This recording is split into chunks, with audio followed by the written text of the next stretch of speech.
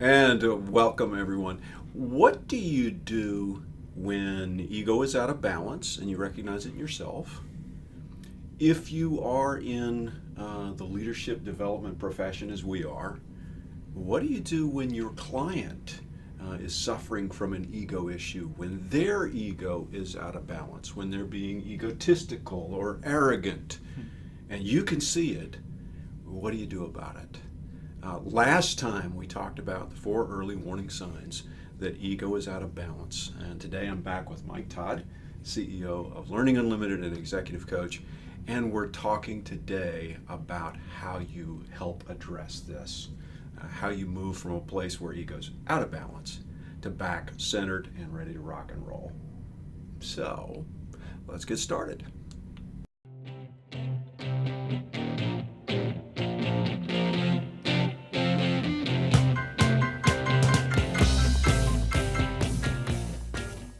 Okay, so here we are. When you see that your client is out of balance, okay, you can't just say, "Would you stop being an ass?" Right? Or I guess you can, You but can it say doesn't. that. You can, but it doesn't work. Okay. So how do you help someone understand the issue that they're dealing with, see appropriate solutions, and move forward? That's our topic today. And today, honestly, we're freewheeling in the sense that this is edgy stuff. It's deep. It's sometimes hard to understand and wrap the brain around. And so we're going to be learning and talking as we go. So, all right, Mike. So where do we go from here? So we had 4 early warning signs from last time.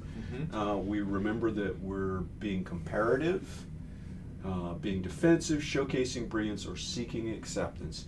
Any of those say that warning, warning, warning, ego's out of balance. So what do we do?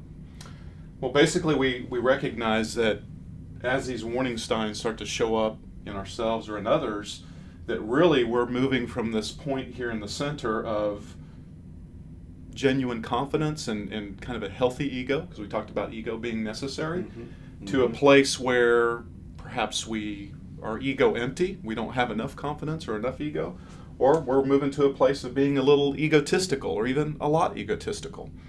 So one thing to keep in mind for us is really to understand that there's a antidote to ego in terms of keeping ego where it needs to be, and that is genuine humility. Okay, so define humility. Because I'll tell you, actually, was with the leadership team yesterday. And this leadership team in the past, when I've suggested working with them on their core values, that what they were really demonstrating was a deep humility amongst the leaders. When I used the word, "Hey, I think you're talking about humility," there was a lot of pushback. They did not like the word. No, they did not want to label that as their core value, because to them, humility equals weakness. Yes. How do you respond to that? Okay.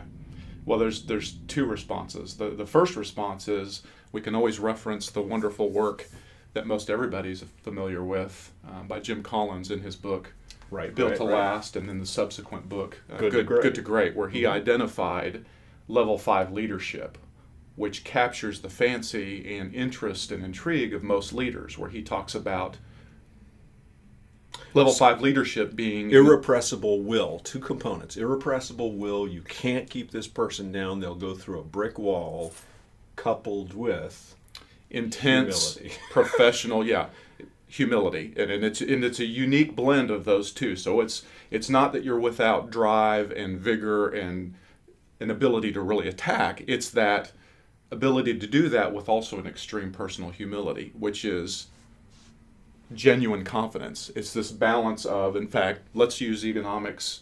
Let's use the, actually, Let's you have use a their definition, right? Use their Yeah, definition, yeah. yes. Okay. So the authors adapted Ralph Stockman's definition or quote about humility, and basically it's intelligent self-respect that keeps us from thinking too much or too little of ourselves. It reminds us of how far we've come, while at the same time helping us to see how far short we are of what we can be. So again, it's an idea around this intelligent self-respect of all of our accomplishments, how far we've grown, and yet hopefully the understanding that we're still majorly works in progress, and we still have fallen short and will probably remain in this place unless we keep this growth or developmental mindset. So all right, so let me track back here. Let me go back. We're working with a leader. And we can tell that from looking at these signs, we can tell, wow, this person in their dialogue with other people, someone comes to them and says, I don't really like that idea, I have a different one. And we see defense and no listening, and we can tell, wow, this ego is getting in the way. There is some level of insecurity, which is showing up as being defensive, right? So whether interesting dialogue, does that mean ego empty, or is that being egotistical? I don't know that it matters. It's a healthy Whichever debate, way you say. You know that it's out of balance. You know you're out of whack, you're being defensive, and so what we're saying is the cure is to return to humility. Okay, now, how? Easier said I than done. I get it. I'm good with that. It makes me think, honestly, when I realize, okay, so let me turn it now. I realize I'm in an insecure place. I had this morning, I was supposed to meet someone for breakfast. I showed up, and this actually owner of a business did not. And so an hour later, I'm walking away, and I'm feeling a little ego empty. And I didn't have any interactions with people, but I could easily see that if I were then to walk from that kind of ego punch into a meeting, I'd be heightened. I would be more sensitive to disagreement. I'd be wanting to show everybody. So anyway, I'd be doing this. But when those things happen, I go, oh, wow. The cure is to slow down and say, okay, so what actually happened? To recognize emotional intelligence. What is it that I'm feeling now? I'm feeling unconfident. I'm feeling less. How do I get back to this place? Is to start, trying to understand whatever that person did, but then starting to do some self-talk. But I don't want to go all the way over here to this end, right? I'm not telling myself, oh, you're unbelievably awesome, everybody loves you. So what should my self-talk be? How would you coach me? So I'm the guy doing it, and I'm just struggling. You can see I'm how would you coach me to get me to a place of intelligent self-respect? Well, you're doing it right now, just until you're even walking through your head. So fortunately, Rob's one of the more emotionally intelligent people I know, even though you are equally able to get hooked. But your recognition, just like you noticed this morning with the meeting that you had, you were hooked and kind of getting out of balance. So if I'm in a coaching relationship, I would just continue to track along this conversation. One thing that I'll introduce that we won't be able to go into too far, but I think it's important to note, is there are 3 distinct properties when you think about humility. Okay. And so this is another way you can troubleshoot yourself when you're in that situation to bring yourself back to this equilibrium, this balance point where... Okay, so what are those 3?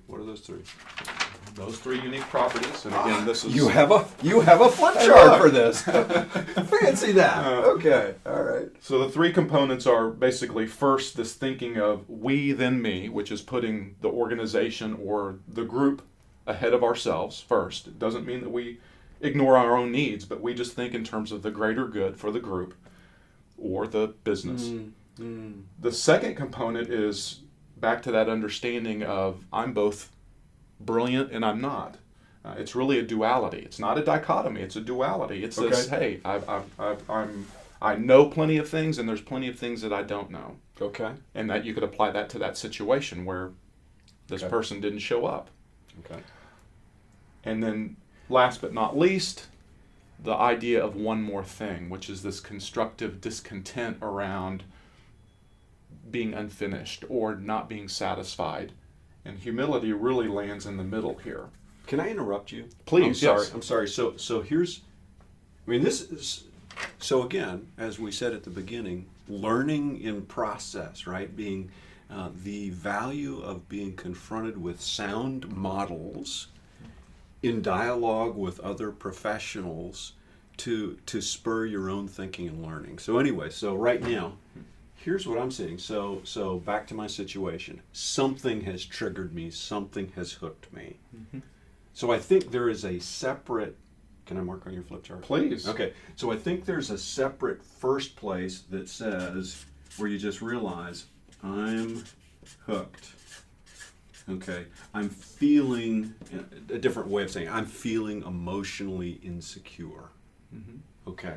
So then there's some, probably what happened, right? Just figuring out what the details. How do I hold that so that I can put it on hold, right? I may not be able to solve it, but I can get to a place where I'm off the hook, right? All right. So what happened? So you can get off hook. But then what gets me back? So if I go from this, flip over here. So I'm all the way over here by recognizing, wait a second, let me get some done. Okay, so maybe I can release this so I can start moving back in this direction. Mm-hmm. But to get me back there, these are the things I start reminding myself. I could actually put this as a poster or a set of things or a card to look at that says, okay, in this situation that I'm going back into, I've got to spend the rest of the day working with my leadership team or my direct reports. I need to remember it's about us, right? Our goals, not my particular needs, right? I need to remember that I bring real assets to the game, along with stuff that's, so-so, right? Not good. Right. And we're good.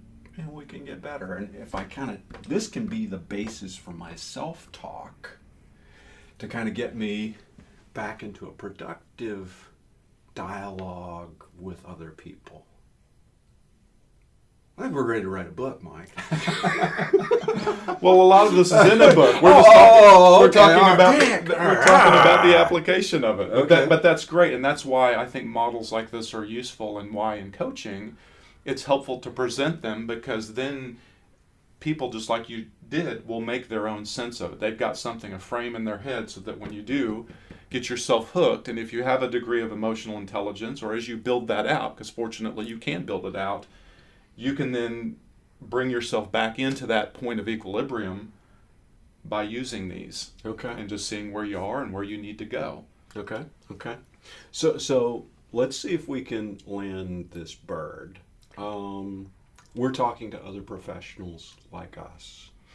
They're dealing with people at different times. Of course, there's lots of other things that we deal with, lots of other issues that folks need. But when we step back and we say, oh, you know what?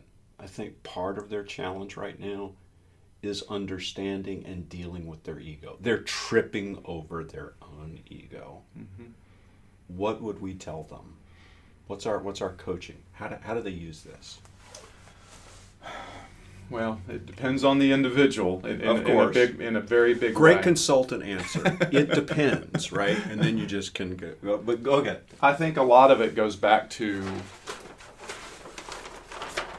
coming back to, hopefully there's a language already around these early warning signs where if you've already had that conversation with somebody, you can then go right to it and have a conversation about, Rob, it looks like you might be showcasing brilliance right now. You're kind of going on and on. You want people to hear your amazing thoughts and whatnot, and so you're coming out over here. But they are always amazing.